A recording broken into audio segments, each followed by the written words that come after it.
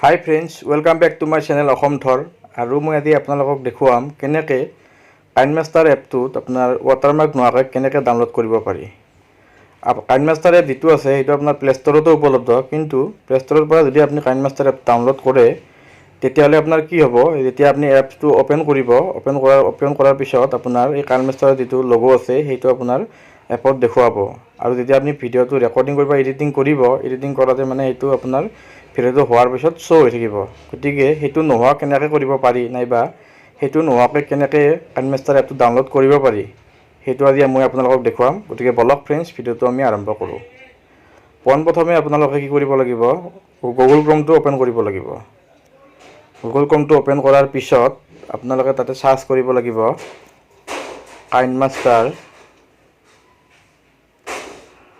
kinemaster mode mode space digit bin digit digit bin bin digitbin.com এটো আপুনি search কৰি দিব।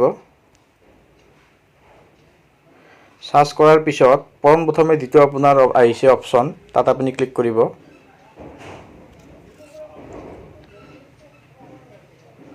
সেইটো ক্লিক কৰাৰ পিছত আপোনালোকে এনেকুৱা ধৰণৰ ইন্টাৰফেস এটা দেখা হ'ব, চাই লওক আপোনালোকে। তাৰ পিছত আপোনালোকে তললৈকে আহিব। তলত অহাৰ পিছত আপোনালোকে ইয়াতে দেখিব গো ডাউনলোড পেজ, দেখিছে নিশ্চয় আপোনাৰ গো ডাউনলোড পেজ দেখিছে, ইয়াতে আপুনি ক্লিক কৰিব লাগিব। ক্লিক কৰাৰ পিছত আপোনালোকে তললৈকে আহিব। আহাৰ পিছত ইয়াতে আপোনাৰ পাঁচটা অপচন দিয়া আছে, kinemaster mode 5.0.8 GB 96 MB 99 MB 86 MB আৰু 74 MB আৰু 52 MB।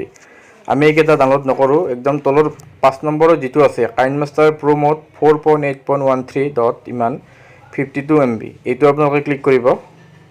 এইটো আমি ডাউনলোড কৰিম। ক্লিক কৰাৰ পিছত আপোনাৰ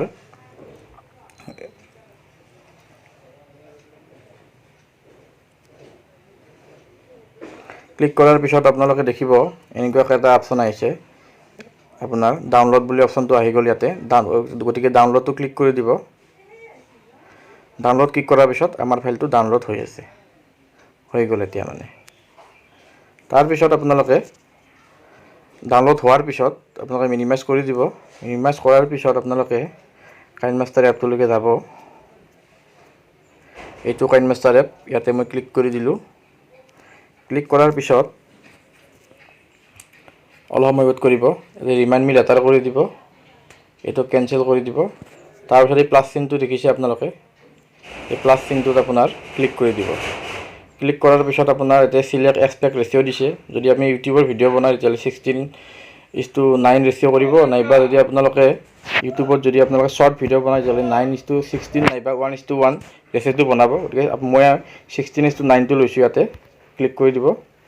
ক্লিক কৰাৰ পিছত আপোনালোকে এনেকুৱা ধৰণৰ ইন্টাৰফেস দেখা হ'ব। গতিকে মই আপোনালোকক এটা সিম্পল ডেমো বনাই দেখাই দিওঁ। আৰু আপোনালোকে ইয়াতে কি কৰিব, মিডিয়াত যাব। মিডিয়াত যোৱাৰ পিছত বেকগ্ৰাউণ্ড বুলি সিলেক্ট কৰিব। বেকগ্ৰাউণ্ড বুলি কৰাৰ পিছত মই ইয়াতে এটা বেকগ্ৰাউণ্ড ল'লোঁ, এইটো বেকগ্ৰাউণ্ড হৈ গ'ল। তাৰপিছত আপুনি ইয়াতে ক্লিক কৰি দিব। এইটো লেয়াৰত যাব। লেয়াৰত যোৱাৰ পিছত এনেকৈ কিবা এটা লিখি দিব, ওকে কৰি দিব। ওকে কৰাৰ পিছত এনেকৈ আহি গ'ল। তাৰপিছত ইয়াতে এনেকৈ ক্লিক কৰি দিব। এইটো আমি ডাউনলোড কৰি লওঁ। এতিয়া আমি এইটো ক্লিক কৰি চাম, প্লে কৰি চাম আমাৰ যেটো kinemaster watermark আছে সেইটো আছে নে নাই, গুচি গ'ল নে নাই, সেইটো আমি ক্লিক কৰি চাম।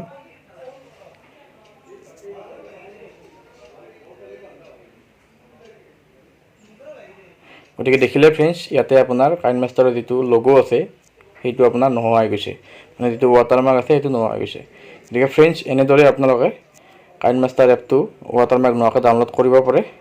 আৰু যদি ভিডিওটো চাই ভাল পাইছে তেতিয়াহ'লে লাইক, কমেণ্ট আৰু সাবস্ক্ৰাইব কৰিব নাপাহৰিব। ধন্যবাদ। জয় অসম।